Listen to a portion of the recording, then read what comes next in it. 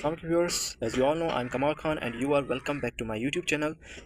इस आज के वीडियो में मैं एक अहम टॉपिक डिस्कस करने जा रहा हूँ। वो ये है कि आप अपने आप को आगा खान के बोर्ड एग्ज़ाम्स के लिए किस तरह प्रिपेयर कर सकते हैं। मतलब कि कौन सी ऐसी वेज़ हैं, कौन सी ऐसी स्ट्रैटेजीज़ हैं या कौन से ऐसे बुक्स हैं या रिसोर्सेज हैं जो मैं आपको सजेस्ट करूँगा और आप उनको फॉलो करके इम्प्लीमेंट करके आप अपने हर सब्जेक्ट में 80+ मार्क्स ला सकते हैं।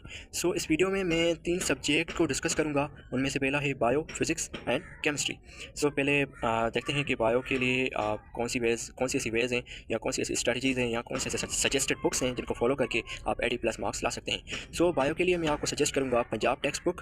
पंजाब टेक्स्ट बुक आप उठाएँ और उसमें ये बात है कि आपको उसको डिटेल से स्टडी नहीं करना। जो एसएलओ डिमांड कर रहा है उसकी अकॉर्डिंग ही आप उसे स्टडी करें और उसके बाद आप पिछले 10 साल के जो पास पेपर्स हैं उनको एनालाइज़ करें। ERQs को आपने मस्ट प्रैक्टिस करना है, उनको सॉल्व करना है। उसके बाद आपको MCQs छोड़ना नहीं है, क्योंकि जो मैंने आगा खान के एग्ज़ाम से थे, मतलब जो मैं अगर बायो की बात करूं तो बायो में मोस्ट रिपीटेड क्वेश्चंस पिछले पास्ट ईयर्स के आए हुए थे।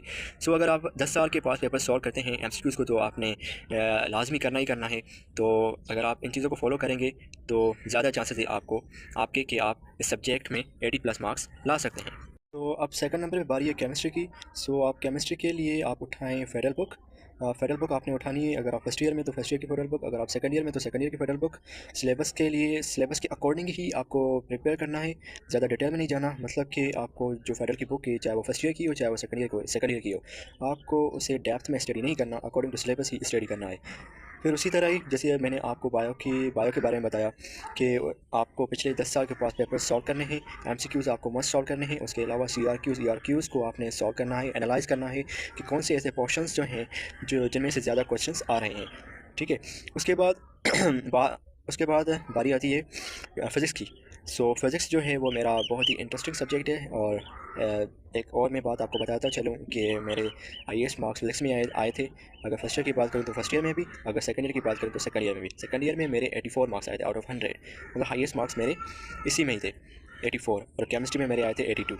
सेम उसी तरह आपको इसके लिए जो मैं बुक सजेस्ट करूँगा वो है पंजाब टेक्स्ट बुक।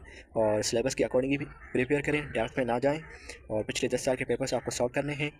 MCQs आपको मस्ट सॉल्व करने ही करने हैं, क्योंकि मोस्टली रिपीटेड क्वेश्चन होते हैं, रिपीटेड MCQs होते हैं। ये थी स्ट्रेटजीज़ जो मैंने आप लोगों के साथ शेयर की about physics, chemistry and bio. पहली बात यह है कि आपको डिटेल में स्टडी इनको नहीं करना, सिलेबस के लिए अकॉर्डिंग ही स्टडी करना है। और आप कोशिश करें कि एक बुक से ज़्यादा ऊपर मत जाएं। मतलब कि जो मैंने आपको एक बुक सजेस्ट की है, जैसे बायो के लिए पंजाब टेक्स्ट बुक और फिज़िक्स के लिए पंजाब टेक्स्ट बुक और इवन के केमिस्ट्री के लिए मैंने आपको फेडरल की सजेस्ट की है। आप इन्हीं को ही फॉलो करेंगे, अच्छे से स्टडी करेंगे, सिलेबस के अकॉर्डिंग ही स्टडी करेंगे। और जो अहम बात है कि आपने अगर अच्छे से पास पेपर सॉल्व किए हैं पिछले 10 सालों के इन तीनों के, तो आप 80+ मार्क्स ला सकते हैं। ये मैं गारंटी देता हूँ, इस चीज़ की मैं गारंटी देता हूँ, क्योंकि मैंने इन चीज़ों को इम्प्लीमेंट किया हुआ है। और मेरे केमिस्ट्री में 82 आए थे और फिज़िक्स में 84 आए थे। और बायो में थोड़े कम आए थे क्योंकि मेरी उसमें कुछ गलतियाँ थी। मेरे बायो में थे 76, लेकिन फिर भी सब मेरे 76 में आए थे। मैं उम्मीद करता हूँ कि आपको मेरा ये वीडियो हेल्पफुल साबित हुआ होगा। अगर वाकई आपको वीडियो मेरा हेल्पफुल साबित हुआ होगा प्लीज़ आप इसे अपने दोस्तों के साथ शेयर करें। Please like and subscribe it.